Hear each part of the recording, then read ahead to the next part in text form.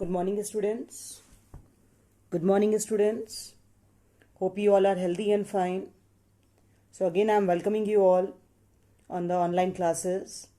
As the last class, we have finished our chapter, The Old Man at the Bridge. Now today I am there with a new chapter, that is Chief Seattle's speech. You know, why did I start the second chapter? Because that was quite easy for you all. But when you will read this chapter, you will find quite difficult. So I am not going to explain the full right now. I'll be explaining you division wise, means paragraph wise. So basically this chapter, Chief Seattle, I'm talking about Chief Seattle right now. Chief Seattle, basically he was a Native American chief, a member of the Squamish tribe, and a very prominent figure among his people, who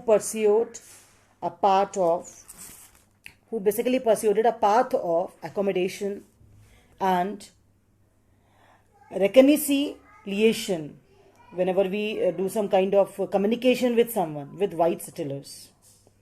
So basically the question comes, that the main question when we are going to read any chapter, first of all, why the name has been kept Chief Seattle.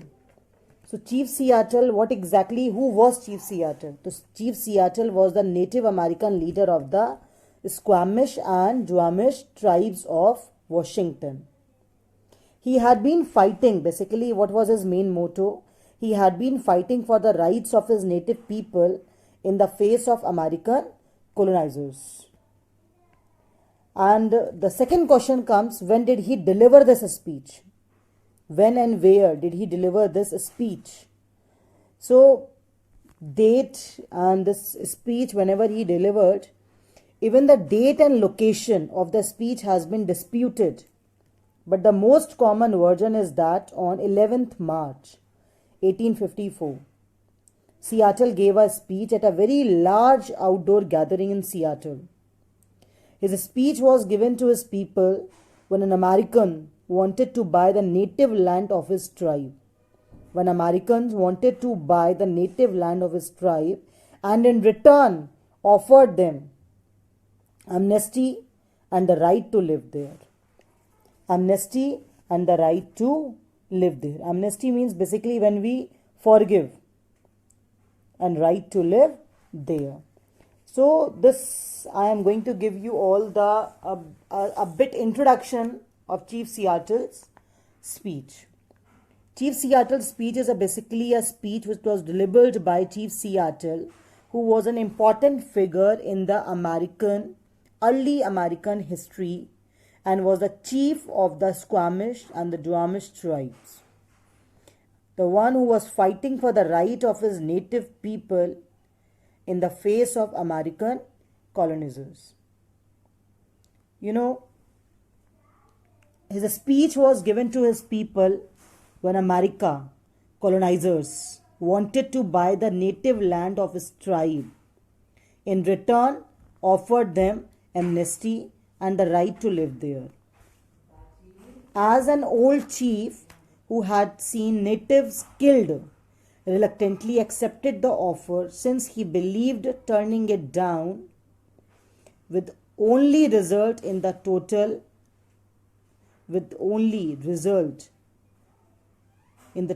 of his tribe.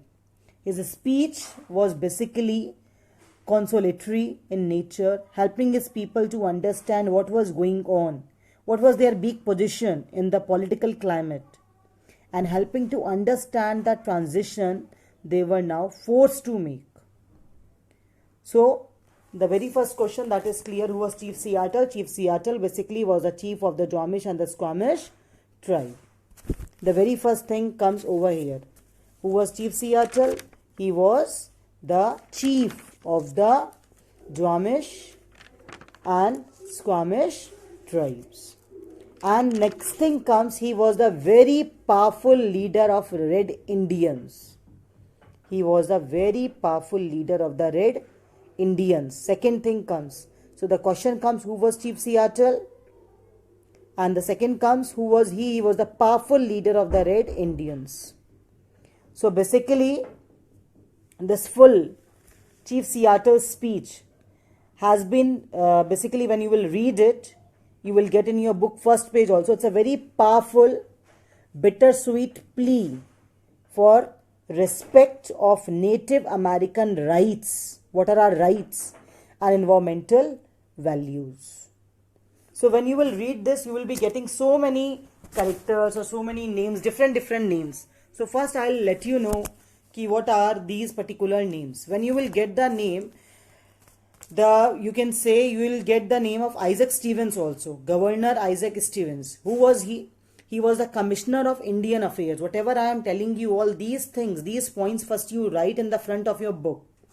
Because when you will read these chapters, you will be confused in so many points. So first thing comes Governor Isaac Stevens. Who was he? He was the Commissioner of Indian Affairs. So when he was talking about the full, discussing about, so this name you will be getting in the chapter. Next you will be getting the President Franklin Pierre, who was the 14th president. President Franklin. He was the 14th president of the United States. He has only sent a letter to the Chief Seattles communicating their intention to purchase the Northwest Territories. So when you will read it, you will come to know this. And this meeting took place on 11th March 1854, where? At Seattle.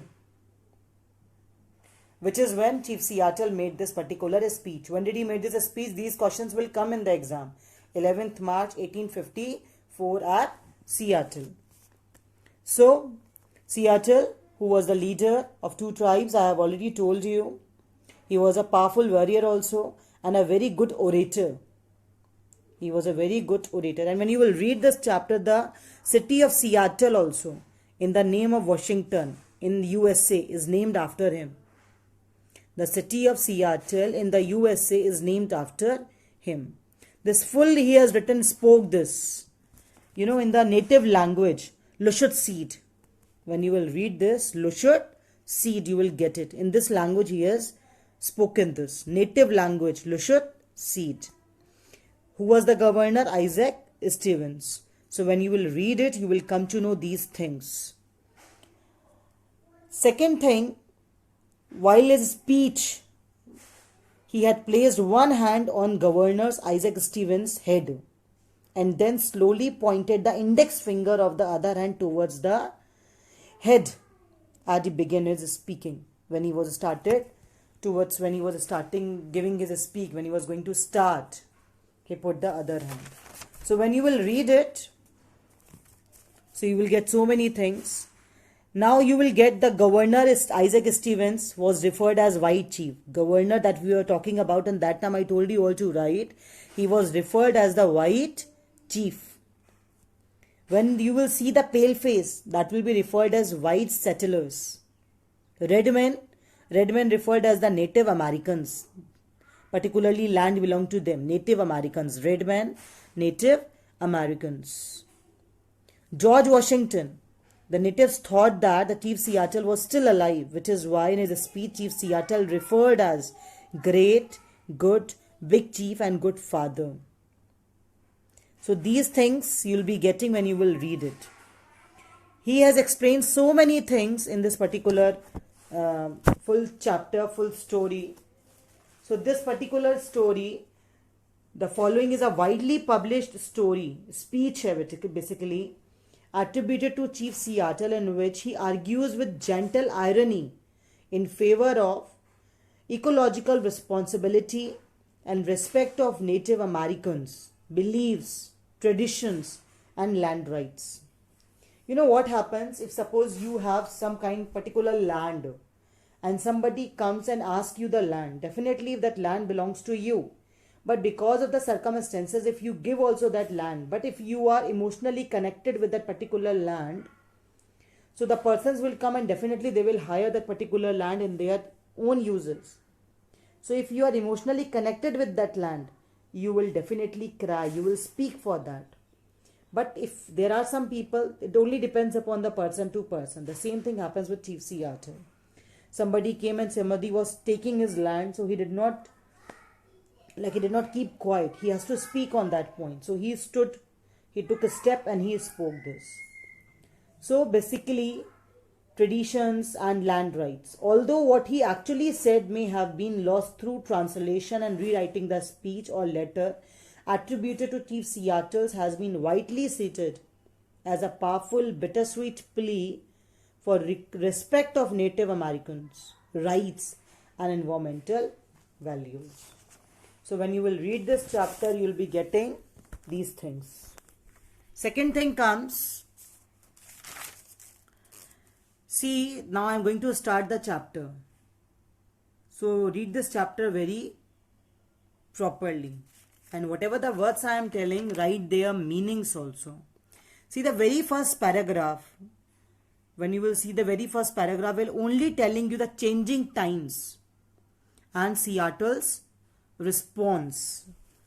Changing time and Seattle's response. What exactly is Seattle's response? Changing time and Seattle's response. See, first is the word is there, yonder sky. Yonder means at a very distance, but within a view. You can see it, but that is there in the distance. Distance is there. So yonder sky that has wept tears of compassion. Compassion means sympathy.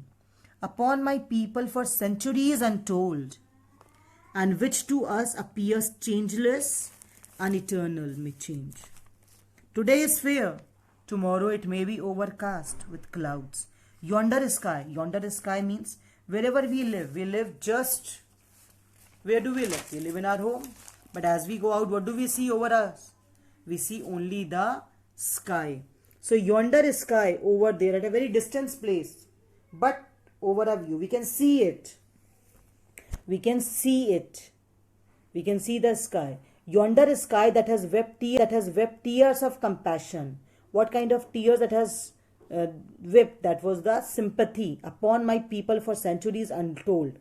Those who are people, those who are living over there from the 100 years, they have blessed. It means the sky has blessed my people, because the sky was the witness that my people were living over there. We have lived on this particular land for 100 years, and this sky is the witness of all that. So the sky, the God has blessed my people. So yonder sky means over there, distance place, but still we can see the sky, because that is above us, has wept tears of compassion upon my people for centuries untold. Centuries untold means you cannot count it. We were living here from the last 100 years and more than that also, which to us appears changeless and eternal. That appears to us. How it is appearing to us? Eternal means everlasting, endless. You cannot tell, which appears to her. So when he was beginning his speech in this paragraph, he is telling nature means the sky is very kind, very sympathetic and very generous for his people. Because so many centuries have passed. So the nature has been very kind. Yonder sky, the sky was there in your good times also. God was there. The nature was there in your good times also and your bad times also. Because you have already passed many years. So he was beginning his speech by saying that nature has been kind and sympathetic and generous for his people for many centuries. For many centuries. Today is fair. See, it's not like that if today you are feeling better, so tomorrow also you'll be feeling better. There are some things that will be keep on changing. Tomorrow it may be overcast with clouds. Maybe today the weather, today everything is all good. But tomorrow it may be overcast. Overcast means being cloudy. Here overcast means the difficult times that are coming. Or you can say you have to face. So it's not like all the time it is same. Today is fair. Today everything is okay. But tomorrow what will happen? God knows. But it will not always remain so. Why? Because there is something lacking in that. So today is fair. Tomorrow it may be overcast with clouds. My words are like the stars that never change. You know, Chief Seattle was telling his words like the stars. As the stars appear every day the star comes, the stars goes in the morning. At night it comes. The same thing happens with the Chief Seattle's speech also. That never change. It never changes. His own words that never change. Whatever Seattle says, whatever the Seattle says, the great chief here, you know who is the great chief? Great chief is the George Washington, the president, George Washington. The great chief at Washington can rely upon with as much as certainty as he can upon the return of the sun or the seasons. As we all know, today is in the morning, again it will be afternoon, evening, night. We are certain about that there will be a night. The same thing, George Washington, the president, the great chief at Washington can rely upon with as much as certainty. Similarly, he was relying on my things, as he can says that the big chief upon the return of the sun or the seasons. As the sun will definitely come back, we are certain about that. As for the seasons also, we are certain about that. The same thing are the words of the Chief Seattle. The White Chief, you know who is the White Chief? Governor Isaac Stevens. Governor Isaac Stevens says that big chief at Washington sends us greetings of friendship and goodwill. The White Chief means the Governor Isaac. He says that big chief, who was the big chief at Washington, sends us, he has sent us the greetings of friendship and goodwill. We can do the friendship and goodwill with them. The great chief sends that word of goodwill and friendship. Chief Seattle says that the great chief does not need their friendship. Why do they do not need their friendship? Why? Because they are very powerful and strong than the Red Indians. But it is the greatness of the Washington chief as he has extended the hand of friendship. As he is going to tell the White Chief says that the big chief at Washington sends us greetings of friendship and goodwill. This is kind of him, for we know he has little need of our friendship. Why? Because they are very powerful. They don't need any kind of services of ours, because they are very powerful, they are very sharp, and they are very strong. His people are many. He has number of people, numerous. They are like the grass that covers the vast prairies. Prairies means the large open area of grassland, especially found in the North America. So his people are many. He is telling about his people. His people are numerous.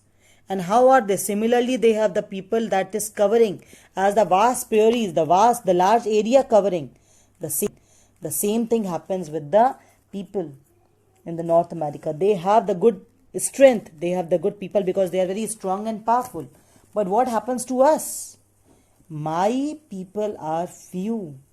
My people means the Native Americans. They are very few in number.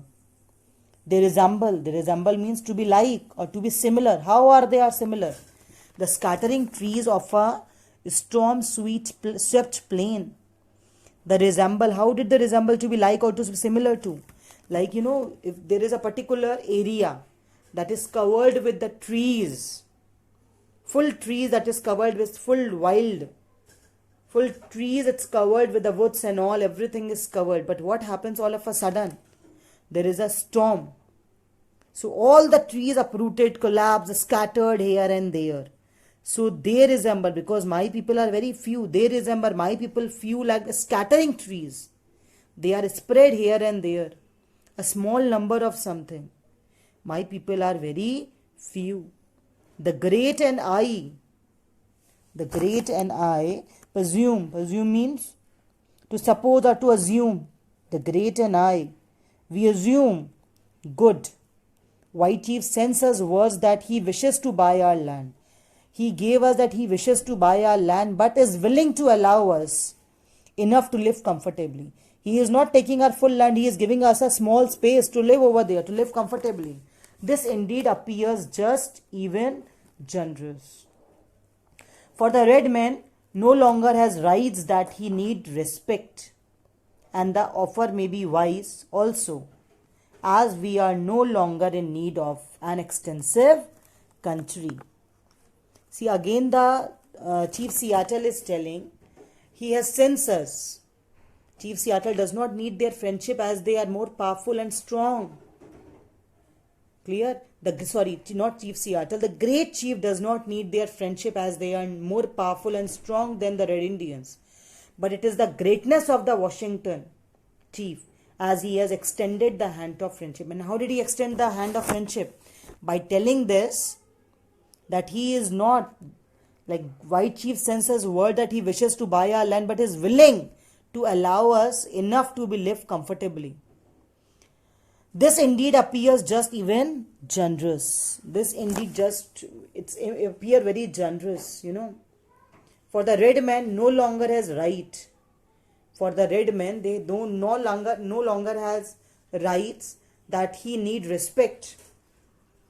And the offer may be wise also, as we are no longer in need of any extensive country.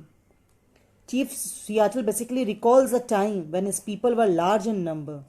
Now he is going to tell that. So he was telling that now the Red Indians, they have no longer as rights that in need of respect. No. So he was talking about the particular time. So why did what was exactly was the offer, accept the offer? He has delivered as the old chief, who had seen natives killed. He reluctantly accepted the offer. So this was the scene. Now in the second paragraph, he is telling, he is remembering those days. He is remembering those days when there was too much of things they have. What was the things that they have? He is remembering those things. Now he is telling, there was a time when our people covered the land as the waves of a wind ruffled. There was a time. We have used the red man over there in the first paragraph. Red man means the Native American. Native American. And extensive we have used. Extensive means large. Okay? It means they don't want our full land. What exactly? But he is willing to allow us enough to live comfortably. They will give us the space that we can live comfortably. This indeed appears just even generous for them, for our red men, for our Native Americans.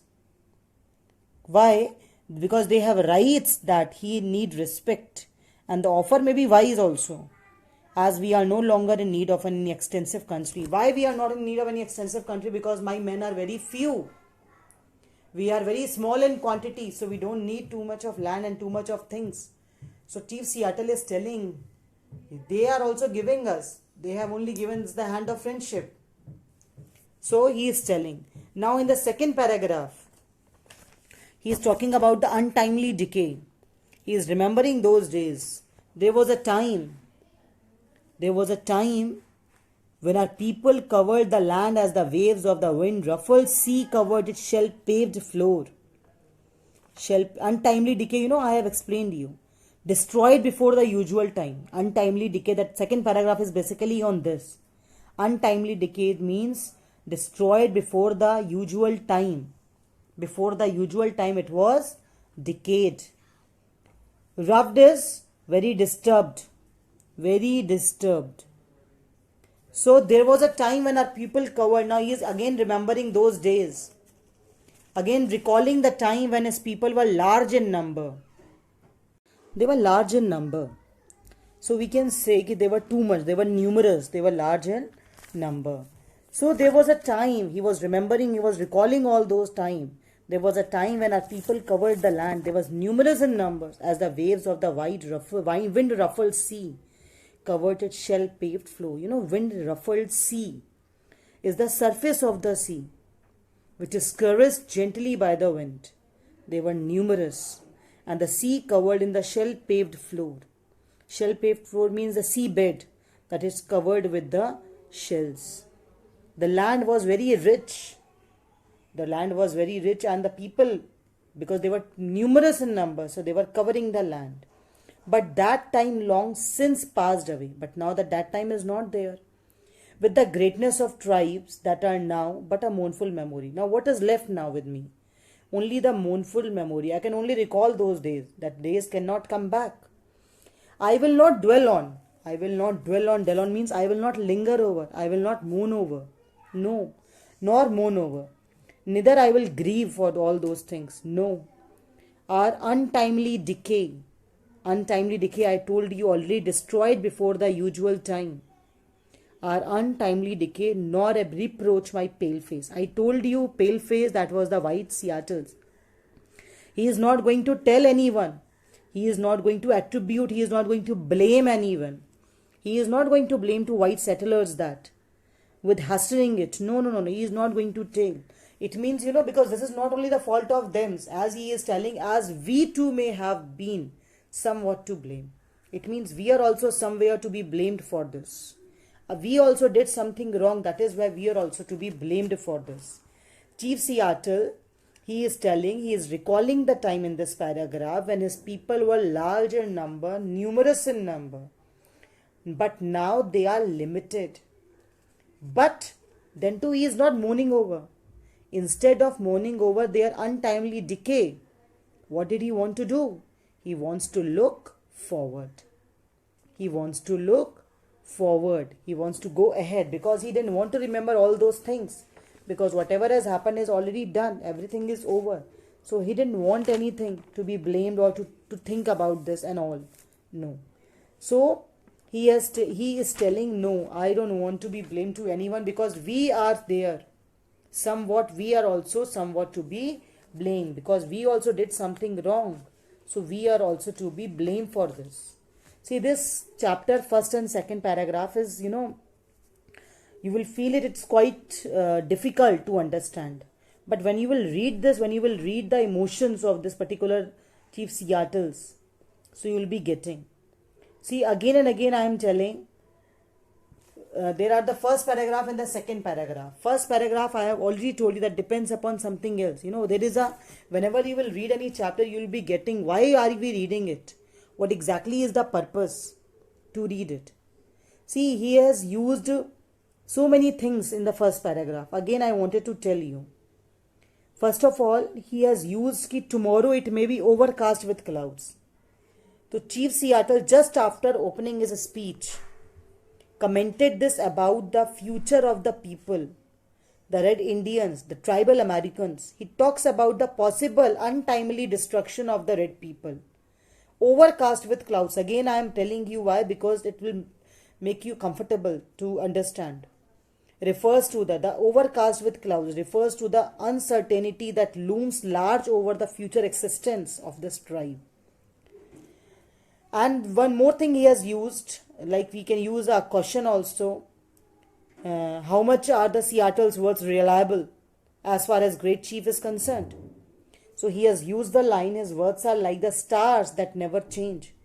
The Great Chief at Washington can rely upon his words with as much certainty as he can upon the return of the sun or the seasons.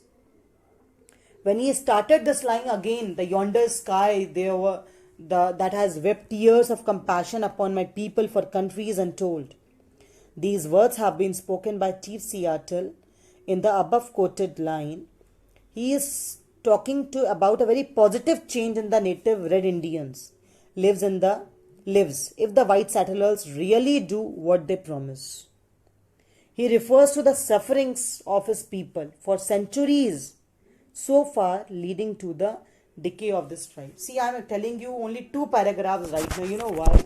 Because when you will comfortable with these 2 paragraphs, then only I'll go ahead.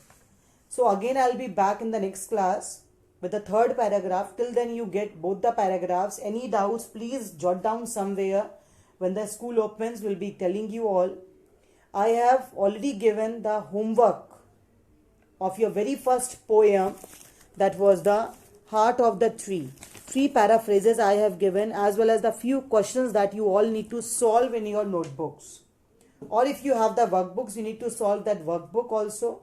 Workbooks also paragraph wise, so many questions are given. So you need to do that.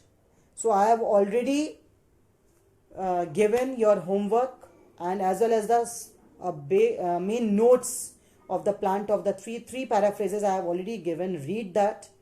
And in this chapter, Chief Seattle's speech also, whatever the doubts you all have, just make a small copy, write it down.